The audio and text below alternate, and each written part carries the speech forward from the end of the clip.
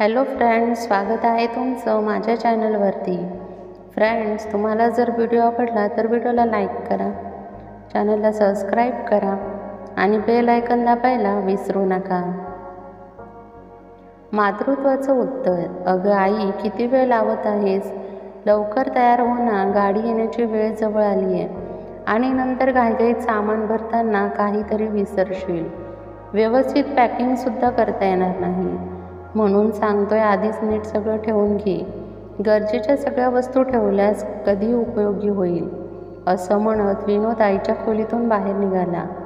त्यावर शोभाताई म्हणाल्या, हो बाळा, काळजी करू नकोस, मी माझं सामान व्यवस्थित घेऊन ठेवलं आहे। 4 साड्या घेतल्या आहेत, याशिवाय अजून काय लागणार आहे? बाकीचं सामान मंजिरीने ठेवलंच असेल ना, मला फक्त साड्याच न्यायच्या होत्या। आईचं बोलणं ऐकून विनोद पुन्हा खोलीत आला आणि म्हणाला, काय आई, फक्त कपडेच? मी तुला सांगितलं होतं ना की खाण्यापिण्याचंही सामान ठेव आणि फक्त 4च साड्या नको ठेवू। असं होऊ शकतं की तिकडे जाऊन आणखी काही दिवस थांबण्याचा प्लॅन होईल, म्हणूनच थोडे जास्तच कपडे घे। मी म्हणतो तुझ्या सगळ्याच साड्या बॅगमध्ये भर, थोडं एक्स्ट्रा सामान घेतलं तर काही होत नाही, आपल्याला परत घरी यायचंच आहे ना। तू पटकन तयार हो, मी मंजिरी तयार झाली की नाही ते पाहतो। शोभाताई म्हणाल्या, हो, जाऊन बघ मंजिरी तयार झाली की नाही, नाहीतर गाडी आली आणि तिचं सामान भरायचं राहिलं तर अडचण होईल। आणि हो, सगळं सामान व्यवस्थित पॅक करून हॉलमध्ये बॅगा ठेवा, म्हणजे गाडीत लगेच भरता येईल। आज सकाळपासूनच शोभाताई खूप आनंदात होत्या, कारण त्या आपल्या कुटुंबासोबत तिरुपती बालाजीच्या दर्शनाला जाणार होत्या। त्या खूप उत्साहित होत्या, कारण आपल्या मुलाच्या लग्नासाठी त्यांनी तिथे नवस केला होता। विनोद हा सावळ्या रंगाचा असल्यामुळे त्याचं लग्न ठरत नव्हतं आणि ठरलं तरी मोडत होतं। शेवटी शोभाताईंनी तिरुपती बालाजीला नवस केला होता की मुलाचं लग्न झाल्यावर त्याला आणि सुनबाईला दर्शनासाठी घेऊन येईल। बालाजीने त्यांची इच्छा पूर्ण केली। मुलाचं लग्न झालं, पण लग्नानंतर लगेच त्या दर्शनाला जाऊ शकल्या नाहीत, कारण काही कारणांमुळे वेळच मिळाला नाही। अखेर 8 वर्षांनी त्यांनी नवस फेडायचं ठरवलं। त्या दिवशी सगळेजण सामान घेऊन घराबाहेर पडले। गाडी आली, सर्वजण तिरुपती बालाजीच्या दर्शनासाठी रवाना झाले। प्रवासात शोभाताई सतत बालाजीचं नामस्मरण करत होत्या। पहिल्यांदा ते हरिद्वार येथे पोहोचले, गंगा स्नान आरती झाली। दुसऱ्या दिवशी ते तिरुपतीला पोहोचले। डोंगर चढून मंदिरे ओलांडत शेवटी शोभाताईंनी बालाजीचे दर्शन घेतले। दर्शनानंतर सर्वांनी थोडा वेळ गप्पा मारल्या, मज्जा केली। आपल्या नातवाला आणि मुलाला आनंदात पाहून शोभाताईंच्या चेहऱ्यावर समाधान झळकत होतं। तेव्हा त्या म्हणाल्या, बालाजी, माझं कुटुंब असंच आनंदात ठेव, कोणालाही अडचण येऊ देऊ नको। दुसऱ्या दिवशी संध्याकाळी फेरफटका मारायचा प्लॅन होता, पण मंजिरीच्या पायाला ठेच लागली, त्यामुळे संध्याकाळचा बेत रद्द झाला। सर्वजण हॉटेलमध्येच विश्रांती घेऊ लागले। रात्री विनोद आणि मंजिरीचा मुलगा चिंटू शोभाताईंबरोबर झोपायला हट्ट करू लागला, पण विनोद म्हणाला, बाळा, आजीला झोपू दे, तुझ्या मम्मीच्या पायाला दुखतंय, तिच्याजवळ झोप। शोभाताई म्हणाल्या, ठीक आहे बाळा, तू बरोबर बोलतोयस। रात्र उलटली। सकाळी शोभाताई उठून विनोद आणि मंजिरीच्या खोलीकडे गेल्या, पण तिथे कोणीच नव्हतं। दरवाजाला बाहेरून कुलूप होतं। त्या रिसेप्शनिस्टकडे गेल्या आणि विचारलं, माझा मुलगा विनोद आणि सून मंजिरी खोलीत नाहीत, ते कुठे गेले? रिसेप्शनिस्ट असलेली मुलगी मराठी होती। ती म्हणाली, मॅडम, ते तर सकाळीच निघून गेले, त्यांच्या नावाने 2 खोल्या बुक होत्या, एक खोली त्यांनी आज सकाळी सोडली आणि दुसरी खोली उद्या संध्याकाळपर्यंत बुक आहे। हे ऐकून शोभाताईंच्या पायाखालची जमीनच सरकली। त्या म्हणाल्या, पण त्यांनी मला काहीच सांगितलं नाही, फोनसुद्धा नाही, माझा फोन तर त्याच्याकडेच आहे। दिवस सरला, संध्याकाळ झाली, रात्र झाली, पण विनोद, मंजिरी आणि चिंटू काही परत आलेच नाही। शोभाताई परत त्या रिसेप्शनिस्टकडून फोन करून बघत राहिल्या, पण दोघांचेही फोन बंद, त्यांच्याकडे इतर कोणाचाही नंबर नव्हता। हळूहळू त्या समजून चुकल्या, आपला मुलगा, आपली सून, आपला नातू, त्यांनीच त्यांना इथं एकटं सोडलं आहे। शोभाताई खोलीत शांत बसल्या, डोळ्यातून अश्रू, मनात प्रार्थना, बालाजी, मला आता फक्त थोडा धीर दे। सकाळचे 6 वाजले होते। शोभाताईंना हळूच जाग आली। क्षणभर त्या भ्रमित झाल्यासारख्या खोलीकडे पाहत राहिल्या। कालचा सगळा प्रसंग स्वप्न होतं का असं त्यांना वाटून गेलं. पण खोलीत शांतता होती आणि एकटेपणा.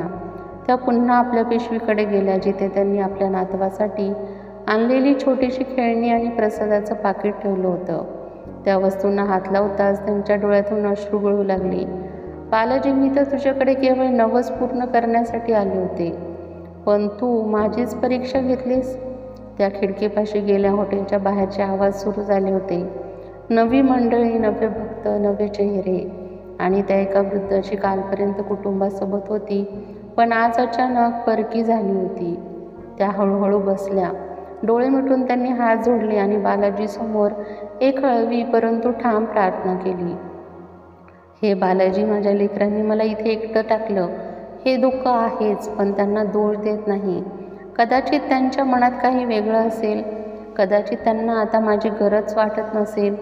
पण एक गोष्ट मात्र नक्की, माझं प्रेम त्यांच्यावर तसंच राहील. तू त्यांचं भलं कर. माझं काय आहे, तू माझ्यासोबत आहेस ना.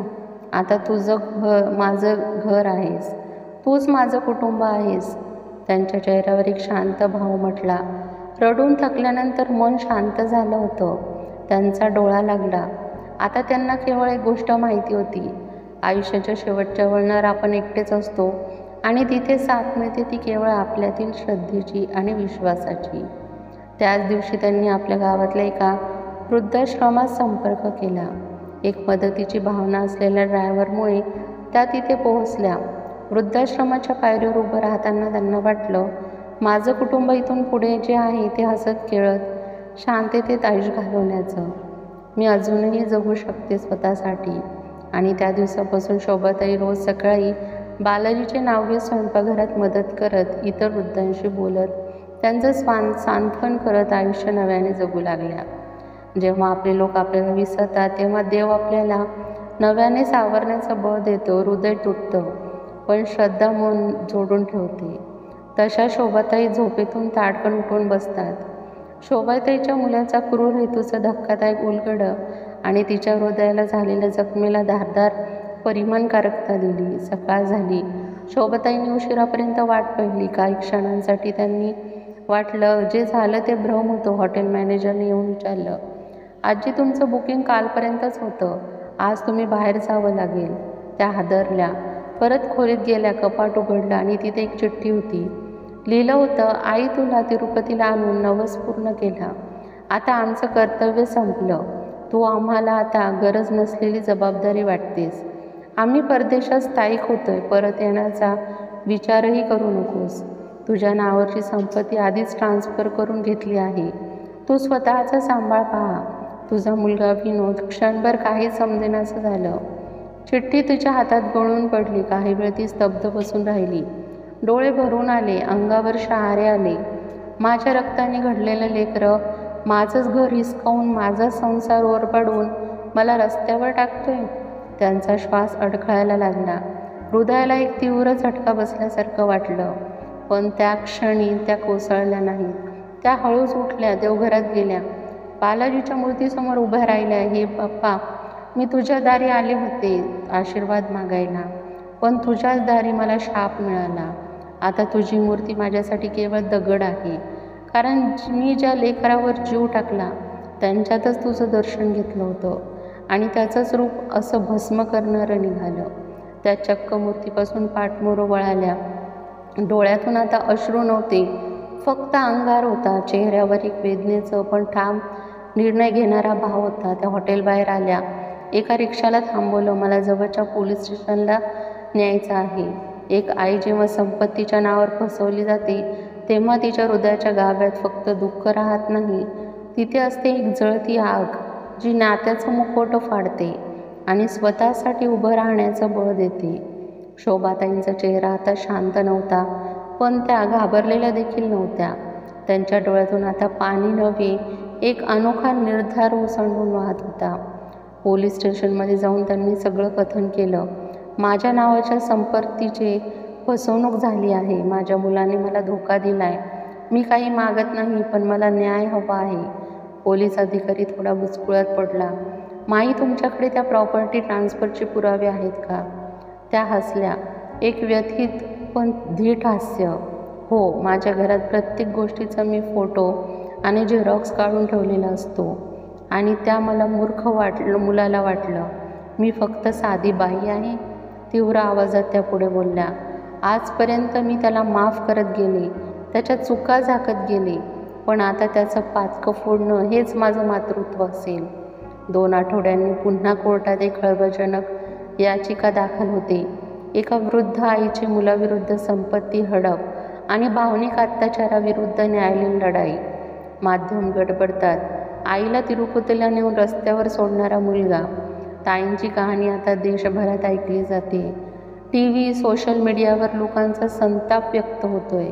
आम आदमीपासून ते नामवंत वकिलांपर्यंत अनेक जण तिच्या पाठीशी उभ्या राहतात. एक दिवस कोर्टात विनोद आणि त्याची पत्नी मंजिरी समोर उभे राहतात. त्यांचे चेहरे पुरते उडालेले असतात. त्यांना वाटलं होतं एक वृद्ध स्त्री त्यांच्यासमोर काहीच करू शकणार नाही, पण त्या शोभाताई होत्या. आई म्हणून केवळ प्रेम करणाऱ्या नव्हे, तर अन्यायाविरुद्ध उभं राहणाऱ्या शक्तीचं रूप होत्या. त्यांनी कोर्टात थेट सांगितलं, माझ्या मुलाला मी जीव दिला, त्यानं मला मृत घोषित केलं. मी त्याला आयुष्य दिलं, त्यानं मला रस्त्यावर फेकलं. आता मी त्याला क्षमा करणार नाही. कोर्टाने शोभाताईंना त्यांच्या संपूर्ण संपत्तीवर हक्क बहाल केला. विनोद आणि त्याच्या पत्नीवर भावनिक शोषण आणि फसवणुकीचा गुन्हा दाखल झाला. त्यांची परदेशात जाण्याचा विजाही नाकारला गेला. एका वृद्धाश्रमाच्या उद्घाटन सोहळ्यात शोभाताई हसत होत्या. त्या वृद्धाश्रमाला नाव दिलं होतं मातृवेदना निवास. तिथं त्या अशा अनेक आईवडिलांना सामावून घेत होत्या जे त्यांच्या मुलांकडून विसरले गेले होते. कॅमेऱ्यासमोर त्या एकच वाक्य बोलल्या, आईला देवाचं रूप म्हणतात, पण जेव्हा आईला गळा चिरला जातो तेव्हा तोही रक्षक बनतो. ही फक्त एका आईची कथा नाही, ही त्या प्रत्येक आईची हाक आहे जिला तिच्याच रक्तानं तिरस्कार दिला. पण हेही खरं आहे की वेळ आली तर आई संपूर्ण जगालाही झुंज देऊ शकते आणि त्यावर विजय मिळू शकते. फ्रेंड्स, तुम्हाला हा व्हिडिओ कसा वाटला हे कमेंटमध्ये सांगा.